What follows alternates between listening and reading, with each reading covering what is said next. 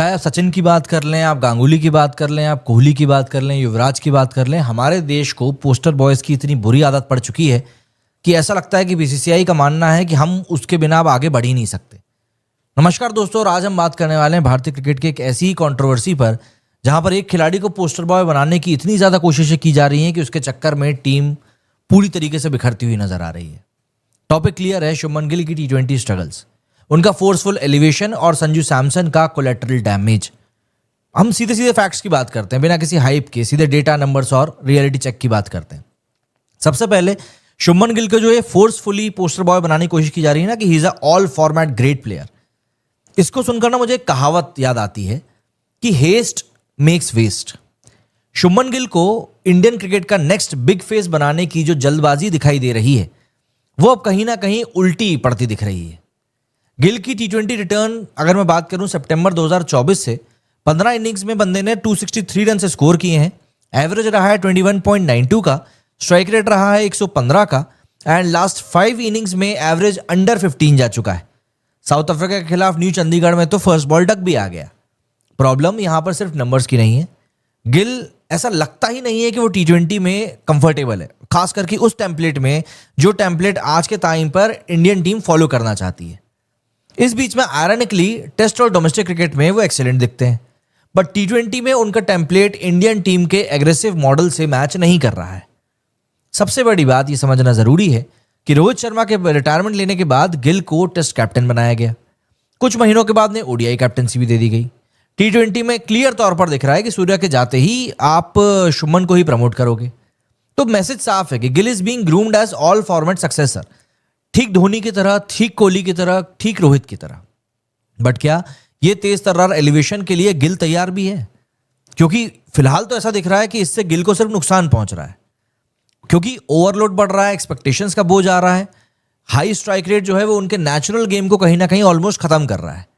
और गिल इस बात को खुद एडमिट कर चुके हैं कि mental fatigue is reality, constant travel, constant responsibility कहीं ना कहीं दिमाग खराब करती है। और इन सब चीजों के बीच में जो कोलैटरल डैमेज हो रहा है वो है संजू सैमसन का। गिल की जगह बनाने के लिए इंडिया ने क्या क्या सेक्रीफाइस किया, और उसमें जवाब सिर्फ और सिर्फ संजू सैमसन का है। अभिषेक शर्मा प्लस संजू सैमसन ने 2024 में इंडिया को सबसे एक्सप्लोसिव स्टार्ट्स दिए थे। सिर्फ 33 दिनों में संजू ने 3 टी20 हंड्रेड्स मारे थे, स्ट्राइक रेट 182 से ज्यादा का था एक ओपनर के तौर पर।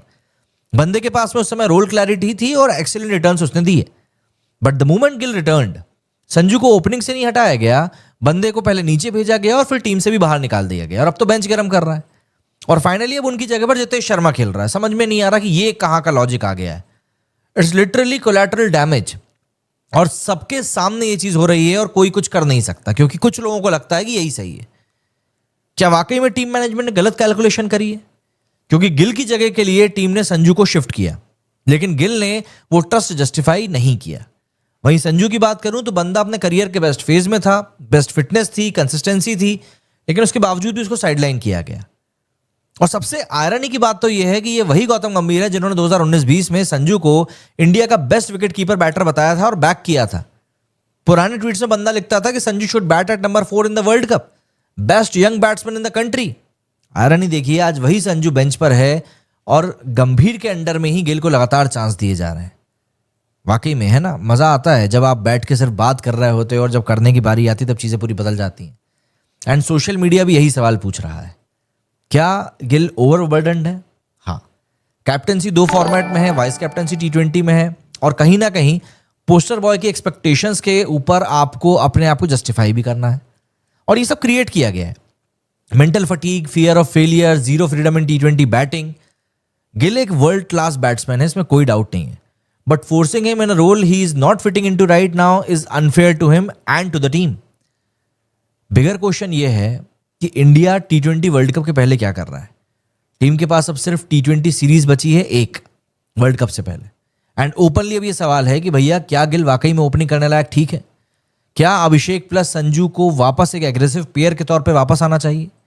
क्या गिल को नंबर 3 पर खेलना चाहिए? क्या संजू को 11 में वापस लाना चाहिए इससे पहले कि वो अपने कॉन्फिडेंस को कंप्लीटली लूज कर दे? क्योंकि अगर प्लानिंग गलत रही तो इंडिया माइट पे a heavy price on the biggest stage. Shubman Gill एक सुपरस्टार है, इसमें कोई शक नहीं है, लेकिन पोस्टर बॉय बनाने की जल्दी में बंदे की पूरी क्रिकेटिंग जर्नी को खराब किया जा रहा है। एंड संजू सैमसन को तो ऑलमोस्ट खत्म ही कर दिया गया है। क्रिकेट सिर्फ नैरेटिव के लिए नहीं है, cricket is about rules, fit, form and fairness. अब सवाल सिर्फ एक है कि इंडिया का फ्यूचर गिल के अराउंड बिल्ड हो रहा है, पर क्या गिल अभी उस रोल के लिए रेडी है? और अगर नहीं, तो फिर संजू सैमसन को उसकी कीमत क्यों चुकानी पड़ रही है?